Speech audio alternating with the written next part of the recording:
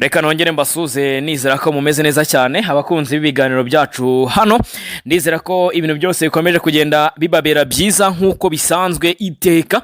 Nge nitwa Janvier Mukama, tuje mu makuru y'imikino agezweho muri aka kanya. Tureba updates zihari ndetse nze kuba nkubwira byinshi bitandukanye bihari. Tureba igikombe cy'amahoro, imikino yarakomezaga kimwe cya cy'umunani kirangiza imikino yo kwishyura, ndetse n'uyu munsi hari indi mikino iteganyijwe. Byose tuzaza kuba tubirebera hamwe, tuze kurebera hamwe amakuru ahari mu Rwanda, byose tuzaza kuba tubigarukaho.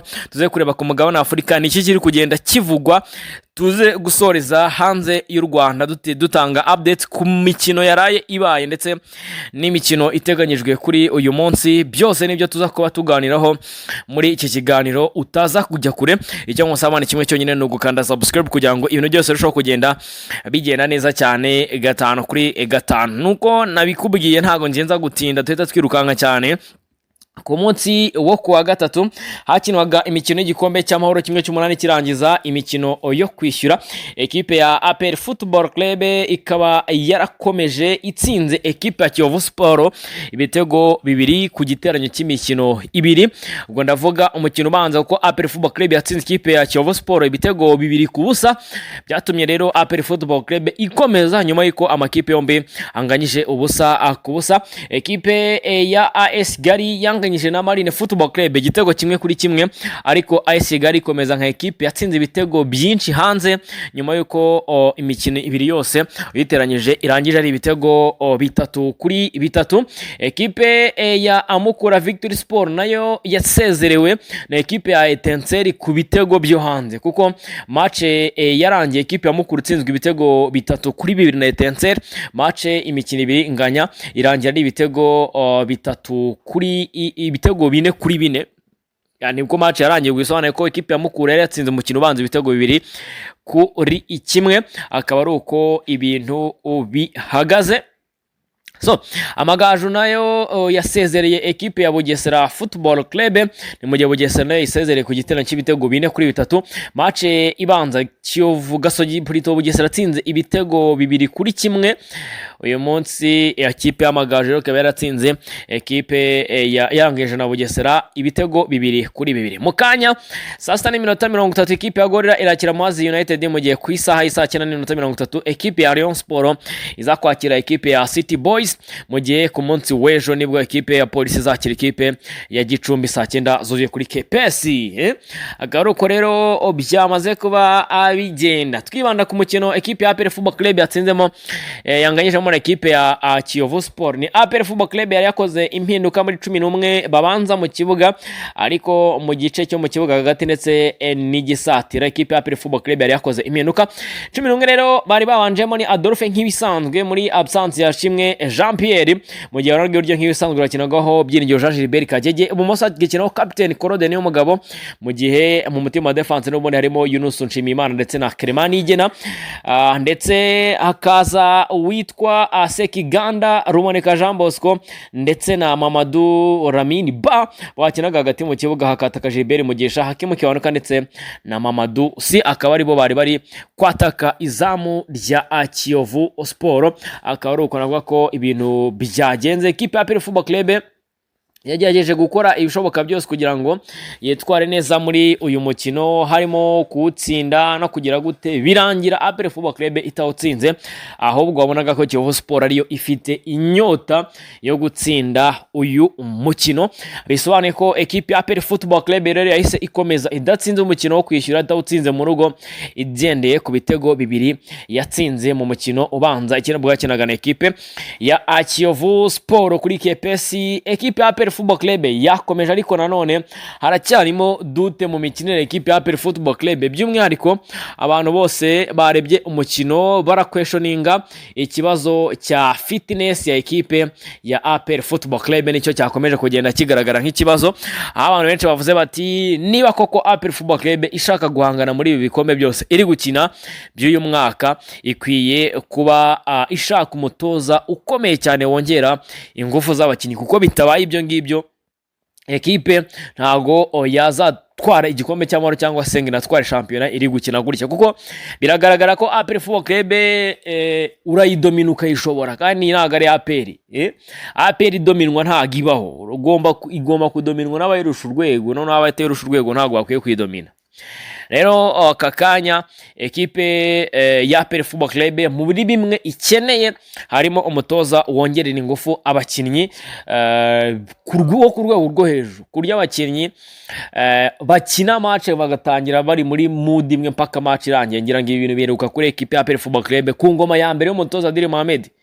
Murabyibuka umutoza wari ufite uruhara witwa Nabil Beklawi, niwe mutoza fitness y'urukano mu Rwanda. APR yarakwirukansaga kuva mu gitondo kurinda igera nimugoroba, mukiri kwirukanka itaragira ikibazo, ariko ubu ngo rwose tubibona ko yari yananiwe. Ikindi wenda twavuga kuri ekipe ya APR Football Club, namwe muri guze gutanga ibitekerezo muri commentaire, ni APR Football Club abasimbura bayo ntago bakora babanje, mu bwo bakora basimbuye.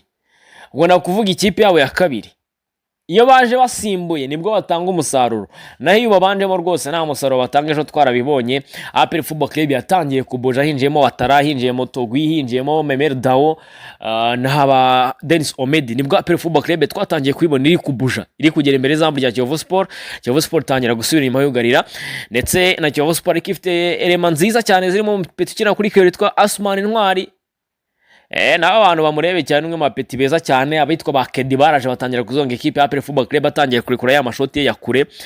Byumvikane ko ekipe ya APR Football Club hariya ku munsi w'ejo ekipe ya Kiyovu Sport yari ifite yayidominiye, ahubwo nuko rero itigeze ibyaza umusaruro amahirwe yigeze ibona. Mu gihe APR Football Club nayo ariko itigeze yabyaza umusaruro nk'amahirwe Watara yabonye ari imbere y'izamu, amahirwe yakiwanuka ku minota 20. Byose byari kuba ari indi nkuru turi kugenda tuganira muri rusange. Tukiri muri ekipe ya APR Football Club, amakuru aremeza neza ko uwitwa Colonel Retired Vincent Mugisha niwe ugiye kuba ayobora ekipe ya APR Football Club, mu gihe chairman mukuru Brigadier General Deo Rusanganwa adahari. Kano kanya ni mu butumwa bw'akazi muri Mozambique.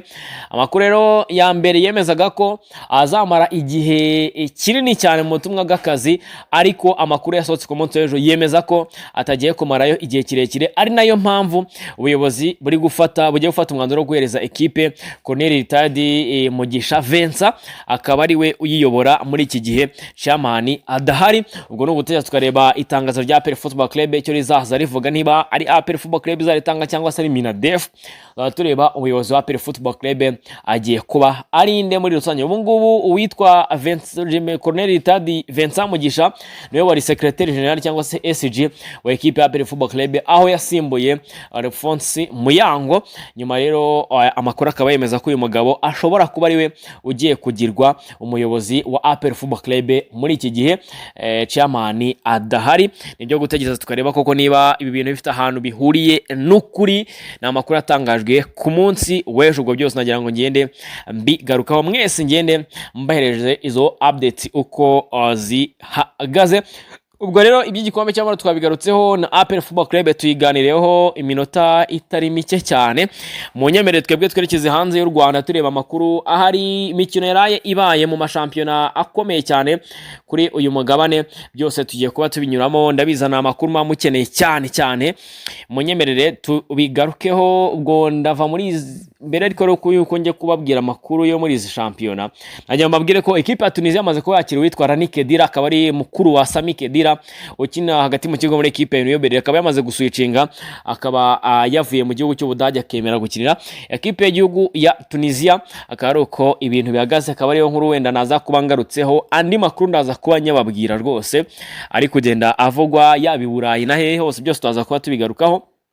Ahubwo ku mugabane wa Afrika hari hategerejwe imikino itandukanye mu masaha ya nimugoroba. Hari hategerejwe imikino itandukanye by'umwihariko muri shampiyona ya Afrika y'Epfo.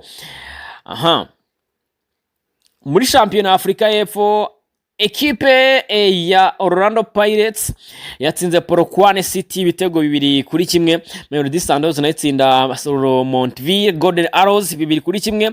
Durban City inganya na Sekukune United 1-1, mu gihe Chippa United yatsinzwe na Marumo Gallants 3-1 mu gihe Amazulu FC yanganyije na Magesi Football Club. Urutonde rwa shampiyona muri Afrika y'Epfo ruhagaze gutya, ubwo ndavuga amakipe abiri ya mbere. Mamelodi Sundowns ni ya kabiri ifite 48, ekipe ya Orlando Pirates ni ya mbere n'amanota 48. Ekipe ya Mamelodi na Orlando Pirates zimaze gukina imikino 19, Mamelodi zigamye Orlando Pirates zigamye ibitego 23, Mamelodi zigamye ibitego 22. Ibi ngibi nibyo bita guhangana, mu gihe ikipe ya gatatu ni Sekukune 33, already zamaze kuba zirusha 11 kandi zigifite undi mukino zigomba gukina. Uyu munsi hateganyijwe imikino nindi teganyiriza ni imikino zagaruka ku munsi wo kwa gatatu, nago ari imikino ya kano kanya. Ubwo muhubwiye uko bimeze mu gihe mu gihugu cya Maroc haraye hakinwaga nayo Botola Pro, KSM yangeje na Olympique de Safi 1-1. RS Berkane itsinda Hassania Agadir ibitego 2-1, mu gihe ekipe ya Wydad Casablanca yatsinzwe na ekipe ya FAR Rabat ibitego 2-1. Akaba rero ahangaha ekipe ya FAR Rabat yatsindiwe n'uwitwa Sabari yitsinze, mu gihe El Fahiri 32 yaritsinze igitego, mu gihe igitego cya Wydad cyatsinzwe n'ishoti ry'inkuba riremereye cyane ryatsinzwe n'umukinnyi witwa Hakimu Ziyech. Akaba ari waje kwitwa neza rero, akaba ari uko byagenze. Ubwo Botola Pro yikinwa mu gitondo, ikinwa saa 7 z'ijoro nibwo ikinwa rero, akaba ari uko bimeze. Ikinwa mu gitondo, ntago ikinwa mu masaha rwose, ntago igikinwa saa 9 ngo saa 10, ni mu gitondo saa 7 z'ijoro nibwo match ziba zitangiye. Ubwo rero akaba ari uko nakubwira. Twigire mu gihugu cy'Ubwongereza, ubwo twagiye bwota amasimbi hakinwaga English Premier League. Ekipe ya Chelsea yahanangije ekipe ya Aston Villa kuri Villa Park itsinda ibitego 4-1, hat-trick y'uwitwa Joao Pedro ndetse n'igitego cya Cole Palmer byaje byishyura icyasinwa Douglas Luiz ku munota wa 2, mu gihe ekipe ya Brighton yatsinzwe na Arsenal 1-0, igitego cyo ku munota 9 cyatsinzwe na Bukayo Saka, mu gihe ekipe ya Fulham yatsinzwe na West Ham United igitego 1-0, igitego cya Crescencio Samaraville ku munota 65, mu gihe ekipe ya Nottingham Forest yafashije ekipe ya Arsenal kugira icyizere cyo gutwara shampiyona inganya na Manchester City ibitego 2-2. Ibitego bya City byatsinzwe na Semenyo ku munota 31, Rodri ku munota 62, byose byari mu gihe bya Nottingham Forest byatsinzwe na Morgan Gibbs White ku munota 56, Elliot Anderson yishyura ku munota 76, biba ibitego 2-2. Manchester United yatsinzwe na ekipe ya Newcastle ibitego 2-1, ibitego bya Anthony Gordon kuri penalty ku munota 51, Casemiro yishyura ku munota 54, mu gihe ubwo ni ku munota 45 bongeye iminota 9 nibwo Casemiro yishyuye, mu gihe Gordon yatsinze ku munota 45 bongeye iminota 6, mu gihe Newcastle yabonye umutuku ku munota 45 niwe Newcastle yabonye umutuku ku munota 45. Ubwo ni kandebe red card yahawe n'upeti witwa Jacob Ramsey nyuma yo kudivinga, ni ku munota 45 rongeye umunota 1 iza kubona igitego cya kabiri cyatsinzwe na William Osula ku munota 90 ku gitego cyiza cyane. Manchester United itsindwa umukino gutyo n'abakinnyi batuzuye, umutoza Michael Carrick atsindwa umukino we wa mbere nk'umutoza wa Manchester United, nibwo rero Carrick yaje ko atsindwa umukino we wa mbere. Urutonde rwa shampiyona ruhagaze gutya: Arsenal imaze gukina imikino 30, imaze ifite amanota 67, ikurikira na Manchester City ifite amanota 60, ni ya kabiri, mu gihe Man United ari ya gatatu n'amanota 51, Aston Villa ni ya kane n'amanota 51, ekipe ya Chelsea ni ya gatanu n'amanota 48, Liverpool ni ya gatandatu n'amanota 48, mu gihe eshatu za nyuma ni West Ham n'amanota 28, Burnley n'amanota 19, Wolverhampton Wanderers n'amanota 16. Akaba ariko byari byestaye ku ruhande rw'umwe rwa ekipe za mu gihugu cy'Ubwongereza. uyu munsi hateganyijwe umukino umwe wonyine rukumbi. Ekipe ya Crystal Palace iraba iri kuri stade yitwa Tottenham Hotspur Stadium mu gihugu cy'Ubwongereza mu murwa mukuru, niho ekipe ya Crystal Palace iraza ko iri nawo mukino uteganyijwe kuba uyu munsi muri shampiyona y'igihugu cy'Ubwongereza. Mu gihugu cya Espagne bakinaga Copa del Rey, umukino wa kimwe cya kabiri kirangizaho kwishyura. Ekipe ya Real Sociedad yatsinze igitego kimwe ku busa Atletico Bilbao, itisanga ekipe ya Atletico Madrid kuri finali yizaba mu kwezi kwa finali zaba mu kwezi kwa kane ku itariki 18 saa 3 z'umugoroba. Kari umukino ugomba kandebe umukino uzabera hehe? Stade bigeze bayivugubura, akaba umukino igomba kubera kuri Estadio de la Cartija, niwo umukino ugomba kubera ku itariki 18 z'ukwezi kwa kane. Mu gihugu cy'Ubutaliyani bakinaga Copa Italia, umukino ubanza kimwe cya kabiri ekipe ya Lazio yanganyije na Atalanta ibitego 2-2. Mu gihe mu gihugu cy'Ubufaransa Coupe de France kimwe cya kane kirangiza, Lorient yasezerewe na Nice kuri penalty, mu gihe Marseille yasezerewe na Toulouse kuri penalty nyuma yo kunganya ibitego 2-2, mu gihe Nice yanganyije na Lorient ubusa ku busa. Akaba ari imikino yariteganyijwe ku mugoroba uyu munsi. Nabikubwiye mu Bwongereza hateganyijwe iyo mikino mu gihugu cya Tanzania duturanye. Shampiyona naho iraba yagarutse. Singida Black Stars rakira Young Africans saa 9 z'umugoroba, Tanzania Prison yakire Azam saa 9 z'umugoroba, mu gihe Simba Sport Club iza kwakira Costa Union. Mu gihugu cy'Ubufaransa kimwe cya kane kirangiza Coupe de France, ikipe ya Rio saa 4:10 nakira ikipe ya Hanse. Akaba ari uko ibintu bipanze. Mbabwira nti rero mukomeze mugire ibihe byiza, tuzegura amani makuru yacu atatureba byinshi bitandukanye. Nayo makuru nizo updates nafite kano kanya, nizera ko tuza kubana mu yandi makuru tureba byinshi bitandukanye. Ubwo tuzegura mu yandi makuru yacu atangire twa Janvier Mukama. Mwiko kana subscribe no gusharinga ikiganiro kugira ngo byose birusheho kugenda bigenda neza cyane. Duhure mu bindi biganiro.